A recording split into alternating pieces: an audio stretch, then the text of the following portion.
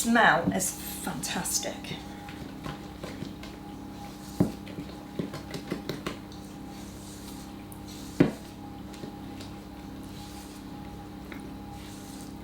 So now our mix is like a very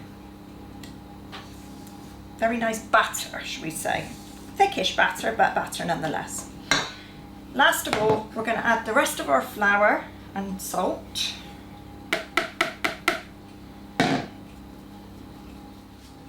And combine this again, fold it in until the flour is properly combined.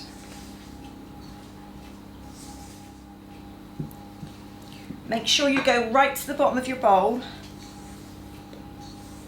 and keep mixing until you can see no dry bits of flour anywhere. And that is it. So we're now going to pour the batter into the tin.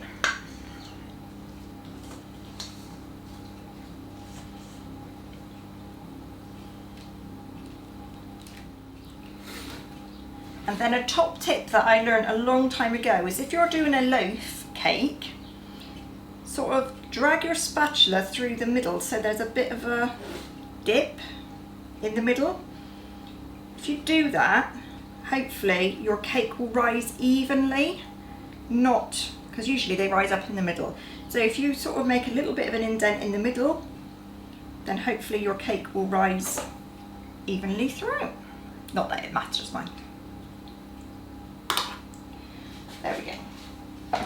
So this is going to go into an oven now at 180 degrees or gas mark 4. If you haven't got a fan forced oven, it'll be 200 degrees. So 200 no fan, 180 with a fan, gas mark 4, and it's going to go in there for an hour or until you can poke a skewer in it and it comes out clean. Okay, so I'm going to bung it in for an hour and I will be back. Okay, so let's get the stuff ready that we need to be doing the passion fruit top. So first of all, we need 2 limes. Now, you've seen us often roll limes because it gives more juice, but another top tip is if you put them in the microwave for about 10 seconds, you'll get even more. So I'm going to do that.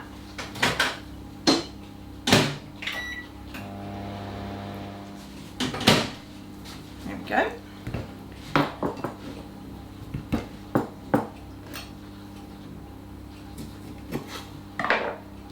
If you're very lucky, you'll have one of those lovely metal lime squeezers, but we don't. We have to just make do with our little old plasticky thing. We'll leave that sat there.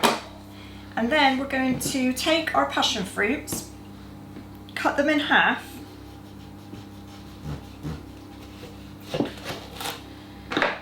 Oops.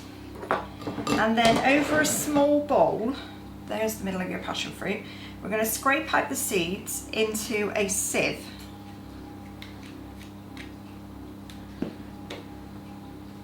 Because these little beauties are the only thing that we're interested in. Right. Now what we're going to do is literally bash these seeds through the sieve. Don't waste any of the little beauties. I'm going to push them through the sieve because we want all of that lovely juice that's around those seeds. So it kind of looks a bit like frog school.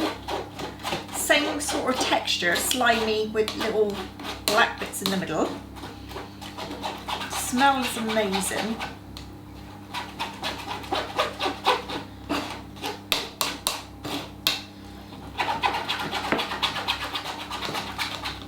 Keep working them until you've got no juice left. So as you can see, it drips through. And there's a fair amount in there, and it's very strong, it's very potent. And then what you can do is take as many of these seeds as you like, wash them so that you get like the slimy stuff off them, or the casings if you like. And then when you come to do your drizzle on the top, you can add some of these seeds back in, and that will give you a crunch on top of your cake if you like that. If you don't like seeds on your cakes, don't add the seeds, just do the drizzle top. But if you do like a bit of extra crunch, then just wash your seeds, dry them, and then when you're ready to do your drizzle, which is as soon as the cake comes out the oven, we're going to do that hot so that it sinks in and it doesn't obviously go wet. Then add it then. It's actually really juicy, and it looks literally like egg yolks. It's so vividly yellow.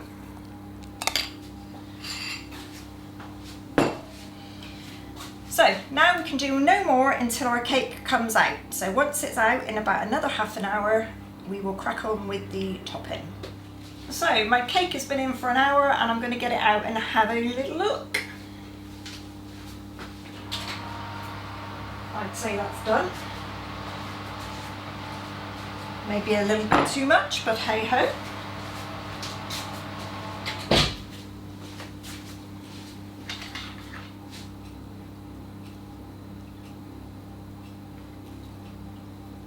Yeah, fine. So, cake is done.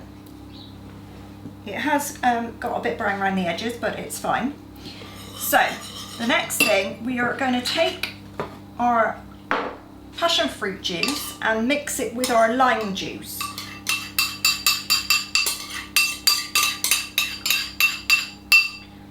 Like so. Give it a whiz around.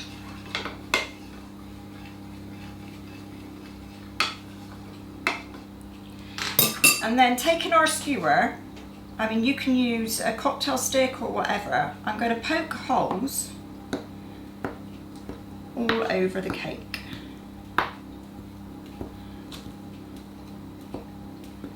I think the cake is caught around the edges because it's quite a sweet cake. So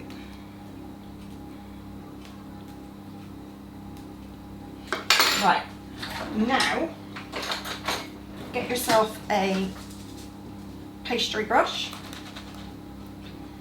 and generously brush your cake with the lime and passion fruit mix.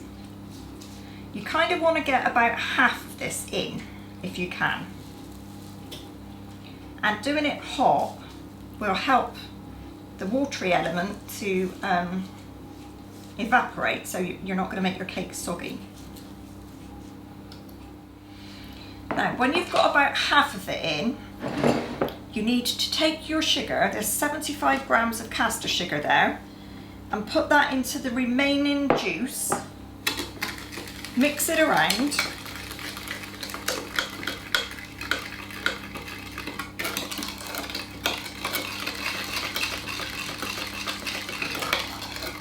and then we're going to pour this over the top. So this goes quite thick like a syrup. Make sure your tin is standing on something. Don't take your cake out of the tin because it will help the liquid stay on the top. It will run down the sides, which is fab, yummy, yummy.